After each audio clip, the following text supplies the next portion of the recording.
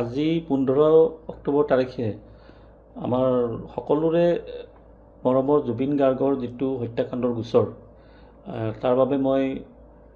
ছিংগাপুৰৰ যিসকল প্ৰৱাসী অসমীয়া আছে তেখেতসকলৰ বিৰুদ্ধে ইয়াতো তদন্ত চলিব লাগে আৰু অসমত চলি থকা CID আৰু SIT বিভাগতো যাতে তেখেতসকলে তদন্তত সহযোগিতা কৰিব লাগে, সেই সম্পৰ্কে মই প্ৰথমে যিটো ছিংগাপুৰৰ পুলিচ হেডকোৱাৰ্টাৰ তাত ৰাতিপুৱা 9 বজাত উপস্থিত হ'লোঁ, ভাৰতীয় সময়মতে 6:30 বজাত। তাৰপিছত বহু দেৰি আলোচনা কৰাৰ পিছত তেখেতসকলে যিটো লোকেল পুলিচ ষ্টেচন, ইনচিডেণ্ট হোৱাৰ লোকেল পুলিচ ষ্টেচন যোনটো তালৈ পঠিয়াই দিলে। প্ৰায় 3 ঘণ্টাৰ অন্তত সকলো দিশ চালি জাৰি চাই বিভিন্ন ধৰণৰ কথা সোধাৰ পিছত তেখেতসকলে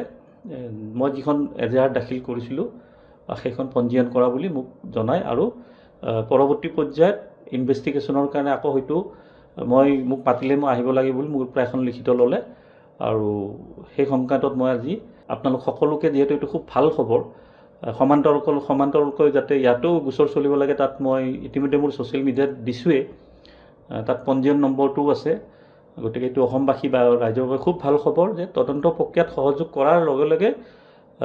ইয়াত যিসকল থাকে তেখেতসকলকো যাতে সমান্তৰালকৈ ছিংগাপুৰতো তদন্ত কৰিব লাগে বুলি মই এজাহাৰত ইতিমধ্যে স্পষ্ট কৰি দিছোঁ।